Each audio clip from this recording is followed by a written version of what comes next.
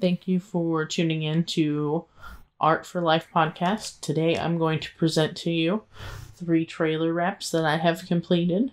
These are some of my favorite wraps that I have done.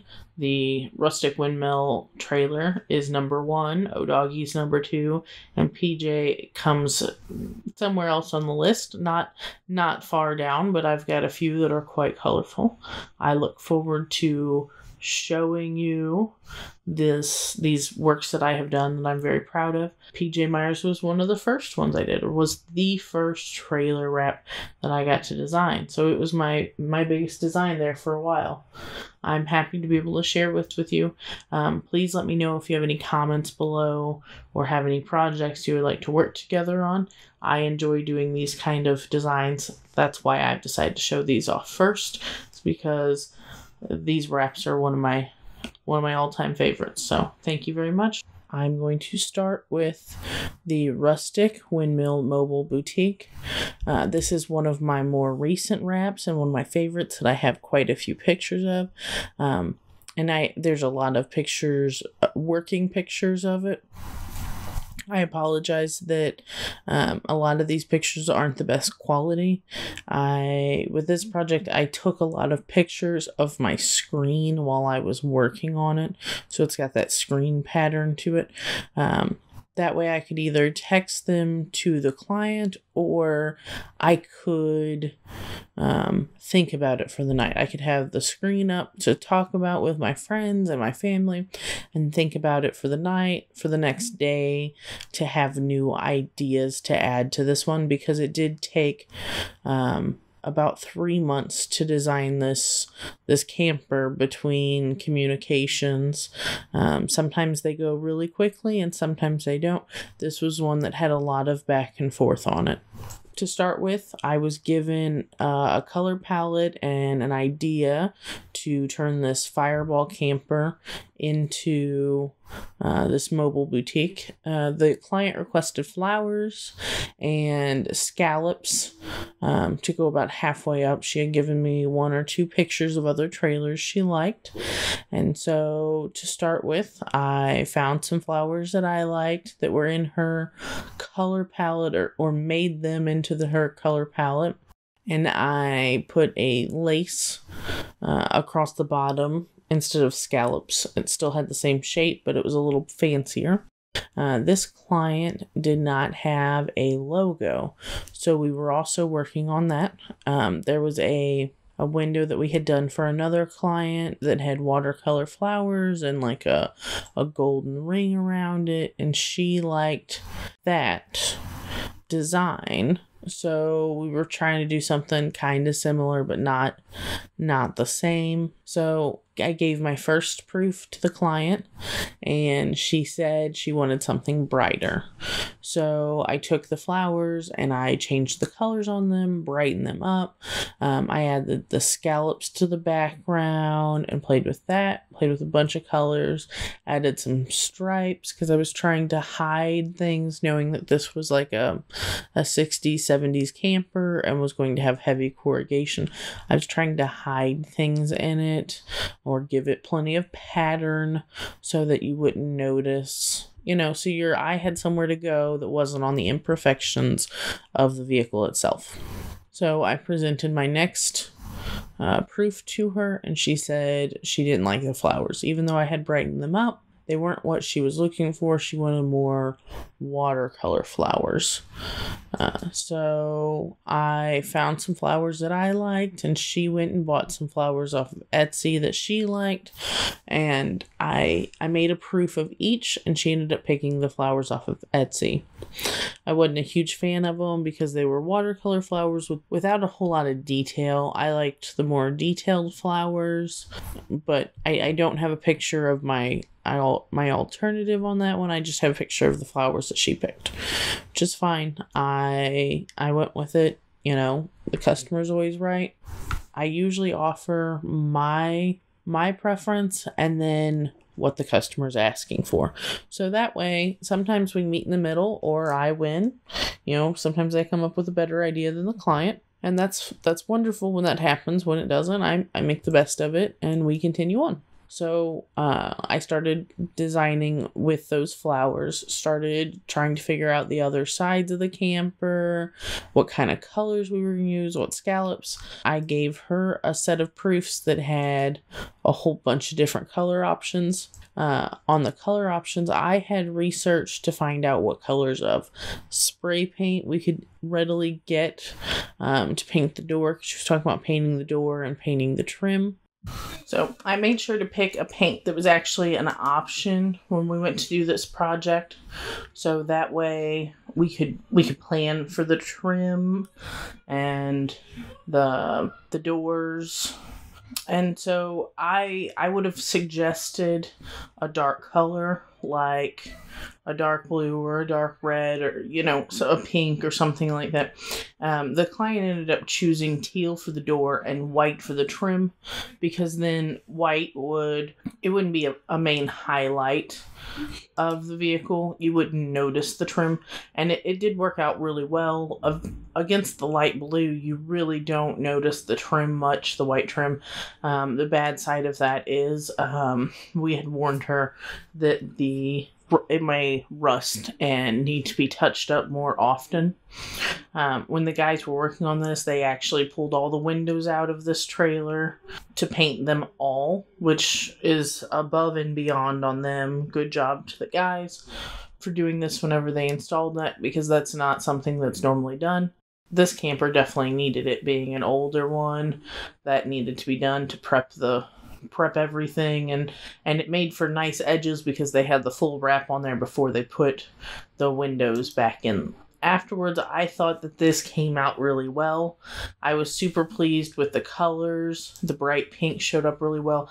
I had to move my flowers around several times. She ended up with a flower that she really didn't like the way that it looked, that was featured in that pack a lot. So it was a lot of creative moving around of the flowers and thinking about where they went. The tall purple flower that kind of had a little bit of arc, it ended up working great for tracing around that back edge and just kind of defining there without being a real wide flower.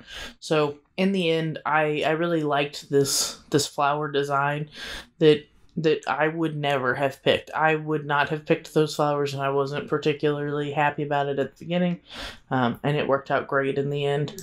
I really think that this camper is kind of a showstopper. I don't think that this client's going to have a hard time when she sets up with this camper getting people to come over, women to come over and look at all of her handmade goods inside. I know that whenever we had it, partially completed and sitting outside our shop, that there were people stopping just to take pictures of it. After she got done with this, she ended up ordering business cards to match it, some shirts, and some hats and things. So now this camper's name is Debbie Sue. She named it Debbie Sue, as you can see on the side with the door. It has also a ribbon for being a breast cancer survivor, because this client is a breast cancer survivor. So it's little touches like that make these jobs special for the people that are buying them, because somebody is paying a lot of money for this kind of stuff, for getting this transformed, and I felt like this project went really well. Another wrap that I would like to talk about is the O-Doggies food trailer. I have been wanting to do food trailers for the last several years that I've been doing wraps. I like to pick a project that I want to do and then work towards getting there. So food truck wraps is one of those projects that I wanted to get to. I started last summer messaging food trucks in the area to see if I could find somebody that would allow us to wrap their food truck. This is a design I wanted to do. I often look at food trucks online and see all the neat ideas. There have been times that people with food as food vendors or people with food trailers or trucks have came into the shop and talked to me before, but nobody had came in and allowed us to do a full wrap or mostly a wrap. Finally, O'Doggies came in, where I was contacted by O'Doggies to price out a wrap and to design something for them. I met with them, and I am not usually a hot dog person, but this was good food. I would gladly go back again, and I hope to work with them again. This client provided me with a good concept. They already had a logo and were able to provide logo files to me. They already had a physical location, a Facebook page, and a web page. So I had plenty to be inspired by. We decided that this trailer, he liked the trailers with food names on them or with text in the background as part of the pattern.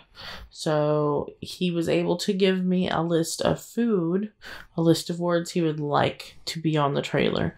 Originally, these were food words, food names like bratwurst and fresh squeezed lemonade, but they decided to use word description names instead. The concern was with that trailer is whenever you're vending at events, sometimes you can't sell all of your food. You can't do everything, and they do like specials, daily, weekly specials.